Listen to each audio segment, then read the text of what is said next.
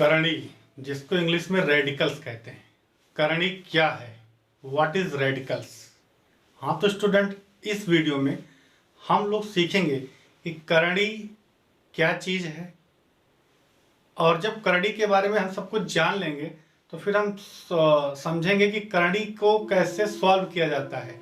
जिस प्रकार से आप बीजगणित में दो व्यंजकों को जोड़ते घटाते हैं, अंक गणित में दो संख्याओं को जोड़ते घटाते गुणा करते हैं भाग करते हैं, उसी प्रकार से हम लोग सीखेंगे अलजेब्रा ऑफ रेडिकल्स, यानी कि रेडिकल्स का बीजगणित क्या है, यानी कि दो रेडिकल्स को कैसे जोड़ते हैं, दो रेडिकल्स को कैसे घटाते हैं, दो रेडिकल्स का गुणा कैसे करते हैं, मिश्र करणी क्या है, शुद्ध करणी क्या है, ये सब कुछ इस वीडियो में हम लोग जानेंगे। तो वीडियो पर बने रहिए एंड तक, स्किप करके बिल्कुल भी मत देखिएगा, ये बहुत ही इंपॉर्टेंट वीडियो होने वाली है। तो आइए हम लोग बात करते हैं सीधा, करणी क्या है। तो आप लोगों ने इस तरह का साइन जरूर देखा होगा। तो इस तरह का जो साइन है, इसी साइन का नाम है करणी, जिसको इंग्लिश में क्या कहते हैं, रेडिकल। और इस करणी के अंदर कोई संख्या होती है, वो संख्या क्या होती है, वो संख्या होती है धन परिमेय संख्या। क्या होती है? धन परिमेय संख्या। अगर करणी के अंदर आपका धन परिमेय संख्या है तभी इसको हम बोलेंगे करणी। अगर करणी के अंदर कोई धन परिमेय संख्या है तभी इस साइन को मैं करणी बोलूंगा, अन्यथा नहीं बोलूंगा। तो अगर करणी के अंदर धन परिमेय संख्या नहीं रहेगी तो क्या रहेगी? तो संख्याएं दो ही तरह की होती हैं, एक परिमेय और एक अपरिमेय। यानी कि अगर करणी के अंदर अपरिमेय संख्या आ गई तो फिर इसको मैं करणी नहीं बोलूंगा। तो फिर क्या बोलूंगा? करणी नहीं बोलूंगा। तो जब करणी के अंदर कोई अपरिमेय संख्या आ जाएगी तो इसको पूरे को हम क्या कहेंगे कि ये अपरिमेय संख्या है। ठीक है स्टूडेंट, समझ में आ गई करणी क्या है। अब हमें करणी से जुड़ी कुछ और बातों को समझना होगा। अब क्या है, करणी के अंदर एक धन परिमेय संख्या लिखी होती है, मान लीजिए a। तो a आपका मान लीजिए धन परिमेय संख्या है, तो a को हम कहते हैं करणीगत। क्या कहते हैं?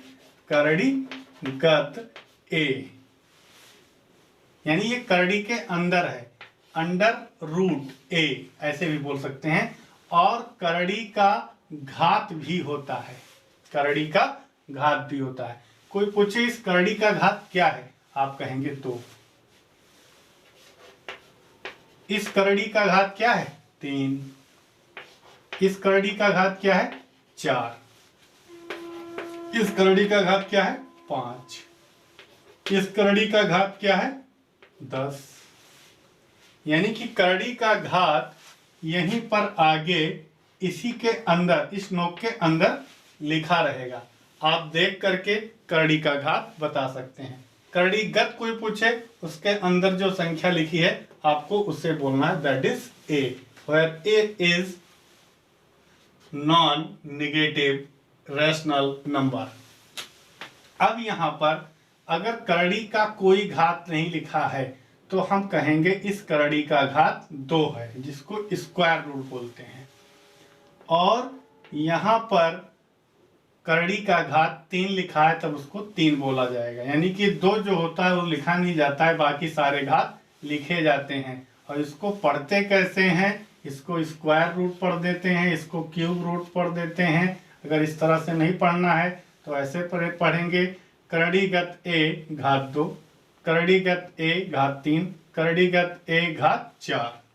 तो स्टूडेंट, करणी क्या है ये आपके समझ में आ गया होगा। कब करणी बोलना है, कब नहीं बोलना है, ये भी समझ में आ गया होगा। अगर कोई करणी का घात पूछे तो भी आप बता सकते हैं। अब हम सब चलते हैं करणी के कुछ नियमों पर, लॉ ऑफ रेडिकल्स।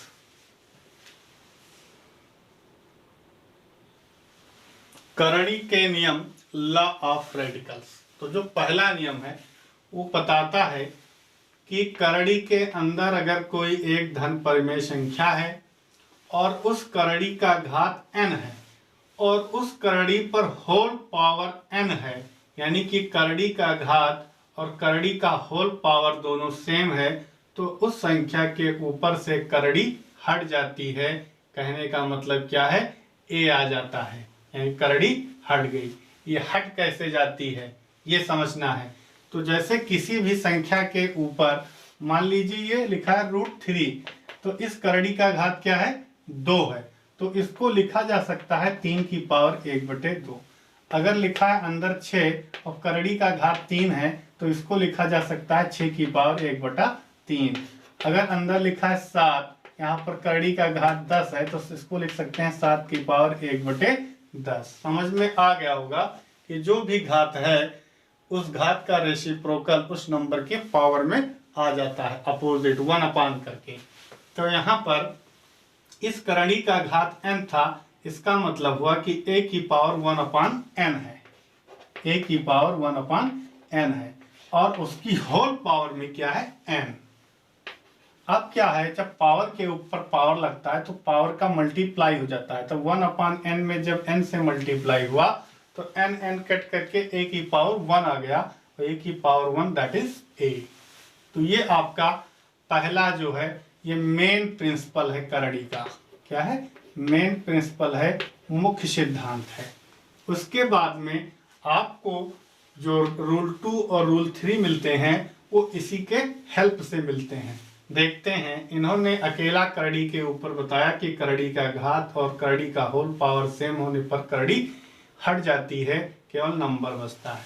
अब उन्होंने बताया कि अगर आपके पास 2 करड़ियां हैं और दोनों का घात क्या है, सेम है, n, अंदर की संख्या कुछ भी हो, अलग अलग धन पर में संख्या बस हो, और उन दोनों करड़ियों के बीच में गुणे का चिन्ह है, और होल पावर दोनों करड़ियों का क्या है, n है, जो कि दोनों करड़ियों का घात है।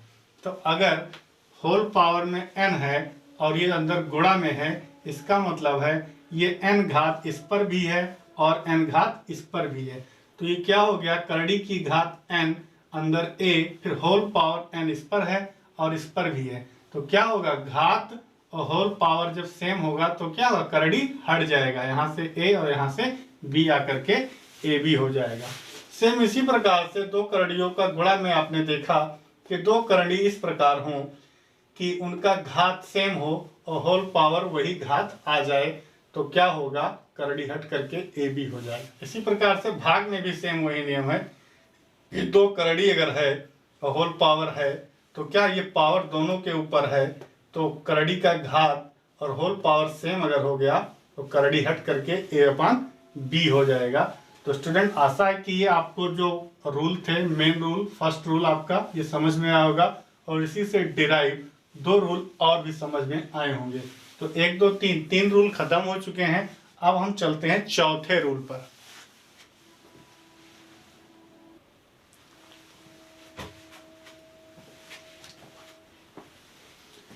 करड़ी की घात m, उसके अंदर फिर एक करड़ी है, करड़ी की घात n, करड़ीगत a। अगर इसको देखा जाए तो इसका भी आंसर a हो जाता है। ये आंसर a कैसे हो जाता है, थोड़ा सा समझेंगे इसके बारे में, रूल है। तो यहाँ पर आपने देखा कि करड़ी की घात m है, अंदर करड़ी की घात n, करड़ीगत a है, mn है।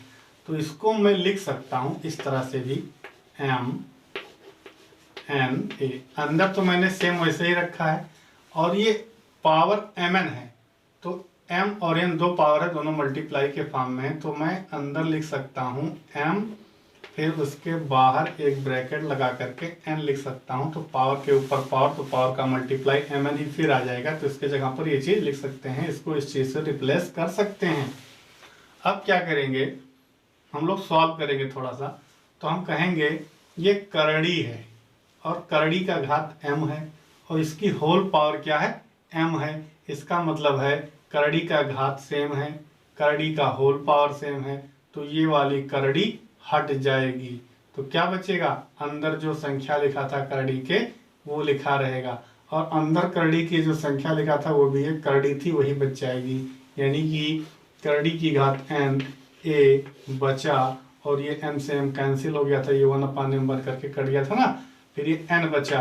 अब यहाँ पर आपने देखा कि करड़ी की घात n है, होल पावर n है, करड़ी का घात और होल घात क्या है, सेम है, तो आ जाएगा a।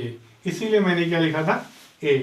तो आप भी ये नियम ध्यान रखिएगा कि अगर करड़ी के घात, करड़ी के अंदर भी एक करड़ी है और करड़ी का घात m एक n, यानी कि दोनों अलग अलग हैं, और फिर जो पावर है वो mn है, यानी इन दोनों का प्रोडक्ट ही पावर है, तो क्या होगा, ये दोनों करड़ियां हट करके केवल a आ जाएंगी।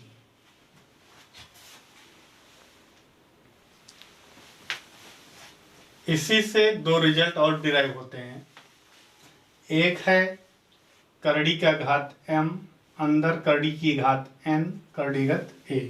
तो यहाँ पर जैसे होल पावर mn था, यहाँ पर कोई होल पावर नहीं है, तो यहाँ पर जब दो दो करणियाँ हैं तो उसको एक करड़ी में परिवर्तित करने के लिए हम क्या करेंगे, इन दोनों करड़ियों का प्रोडक्ट यानी मल्टीप्लाई कर देंगे mn और एक करड़ी लगाएंगे और अंदर ये a लिख दिया जाएगा। सेम इसी का अपोजिट हो, m अंदर हो n बाहर हो, यानी कि बाहर वाली करड़ी का घात n हो, अंदर वाली का m हो, तब भी आप क्या करेंगे, आपका रूल वही रहेगा कि दोनों करड़ियों के घात को गुणा करके एक करड़ी में से परिवर्तित कर देंगे। तो आपने देखा कि करड़ी का घात चाहे बाहर m हो चाहे अंदर m हो, और चाहे अंदर n हो चाहे बाहर n हो, जो रिजल्ट हैं वो दोनों क्या है, सेम मिल रहे हैं। तो इस लाइन को आप फाइनली ये लिख सकते हैं, क्या, करड़ी का घात m करड़ी का घात n a इक्वल होगा करड़ी का घात n करड़ी का घात m a, और ये किसके इक्वल होगा, एक चीज के इक्वल होगा mn करड़ीगत a। अंडरस्टैंड।